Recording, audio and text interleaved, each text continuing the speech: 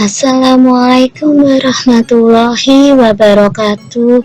Selamat pagi siswa dan siswi kelas 5 yang hebat.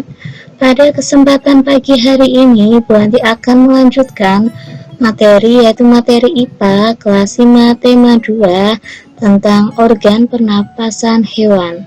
Nah, sambil menyimak video penjelasan dari Bu Anti, silakan untuk mempersiapkan alat tulisnya. Jadi pada saat Bu Anti menjelaskan materi, anak-anak bisa mencatat poin-poin penting materi hari ini ya.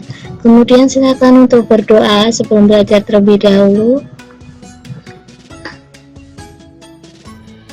Sudah akan Bu Anti mulai. Silakan untuk disimak dengan baik-baik. Nah, yang pertama, apa pengertian bernapas? Adakah yang masih ingat? Ya, bernafas merupakan salah satu ciri makhluk hidup, yaitu manusia, hewan, dan tumbuhan. Seperti itu ya anak-anak. Kemudian bernapas adalah proses menghirup oksigen atau O2 dan mengeluarkan karbon dioksida atau CO2 dan uap air melalui alat pernapasan ya. Boleh sambil dicatat. Sudah ya Bu Anti lanjut. Yang pertama, organ pernapasan hewan contohnya adalah cacing tanah atau vermes. Nah, bisa melihat pada gambar ya, itu gambar cacing tanah. Kemudian cacing bernapas dengan permukaan kulitnya. Oleh karena itu, permukaan kulit cacing selalu lembab untuk membantu pertukaran gas, oksigen, dan karbon dioksida. Sudah paham ya anak-anak jika cacing bernapas dengan menggunakan permukaan kulitnya? Bu Anti lanjutkan. Yang kedua, serangga atau insekta, contohnya adalah belalang. Kemudian serangga bernapas menggunakan trakea, berupa saluran-saluran halus yang bercabang dan tersebar di seluruh tubuh serangga. Cara bernapasnya adalah udara masuk dan keluar melalui lubang yang ada di samping tubuh serangga yang disebut stigma. Nah, trakea sudah buat ditunjukkan ya, dan stigma sudah paham ya. Lanjut. Yang ketiga ada ikan atau Pisces. Ikan bernapas menggunakan insang. Pada pernafasan ikan, mula-mula insang dalam keadaan tertutup, air yang mengandung oksigen akan masuk melalui mulut ikan, lalu mulut ikan tertutup dan air akan mengalir ke bagian insang yang akan terbuka. Kemudian di dalam insang inilah terjadi pertukaran oksigen dengan karbon dioksida.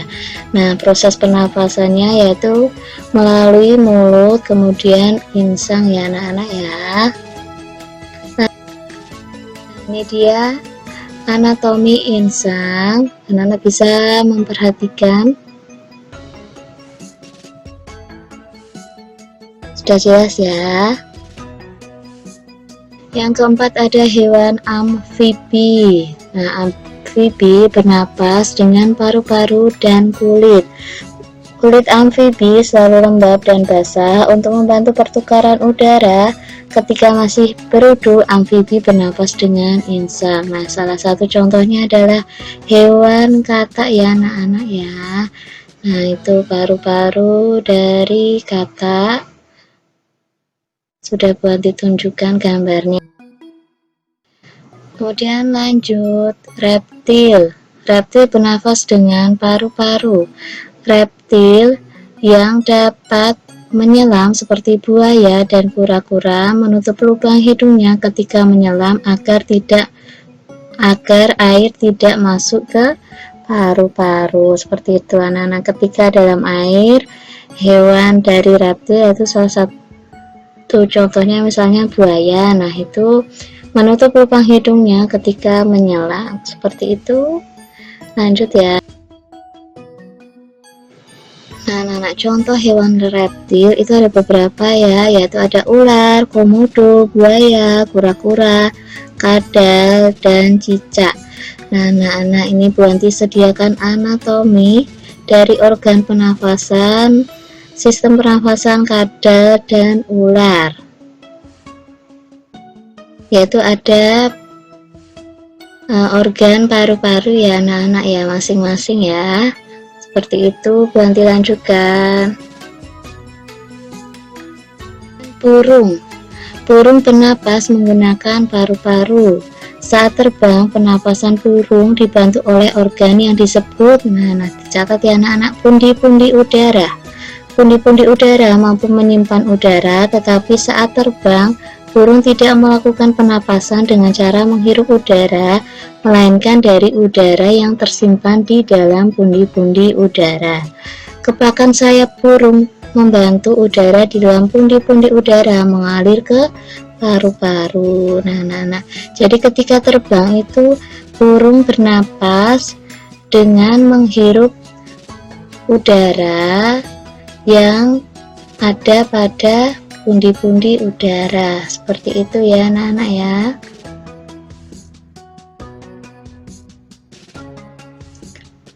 Bu Anti lanjut.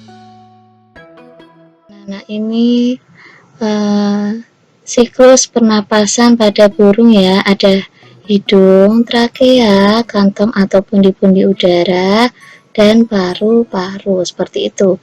Itu ada proses inhalasi, yaitu kantong atau pundi udara saat terisi, dan ekshalasi, yaitu kantong udara kosong, paru-paru terisi. Seperti itu ya.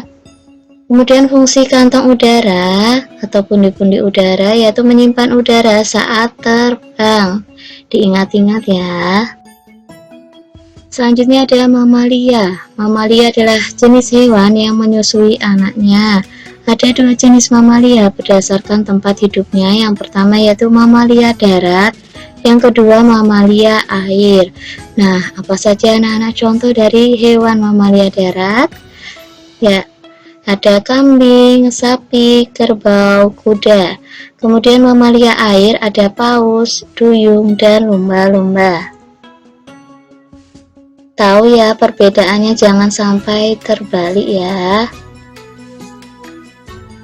Alat pernapasan mamalia darat terdiri atas hidung, pangkal tenggorok, batang tenggorok, dan paru-paru ya anak-anak ya. Seperti pada organ pernafasan mamalia darat, contohnya kuda. Udah paham ya? Nah, ini dia contoh hewan mamalia darat. Wah, ada beberapa ya. Sapi, jerapah, gajah, kambing, dan lain sebagainya ya. Kemudian contoh hewan mamalia air. Nah, contohnya adalah paus dan lumba-lumba. Pada mamalia air, hidungnya dilengkapi dengan katup. Nah, saat mamalia tersebut menyelam, katup akan tertutup. Kemudian sebaliknya, saat mamalia tersebut muncul ke permukaan air, maka katup akan terbuka. Paus dan lumba-lumba akan muncul ke permukaan air secara berkala, yaitu untuk menghirup oksigen. Anak-anak, mungkin anak pernah melihat pada film ya, mungkin paus dan lumba-lumbanya itu sesekali muncul anak-anak ke permukaan air. Untuk apa?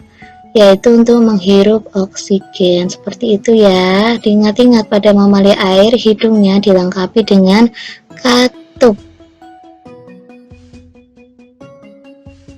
Dan perbedaan sistem pernafasan mamalia darat dan mamalia air. Mamalia darat yaitu terdiri dari hidung, tenggorokan atau trakea, dan paru-paru. Kemudian untuk mamalia air yaitu hidung atau katup, kemudian tenggorokan, dan menuju paru-paru. Sudah tahu ya anak-anak perbedaannya, bisa dipelajari kembali.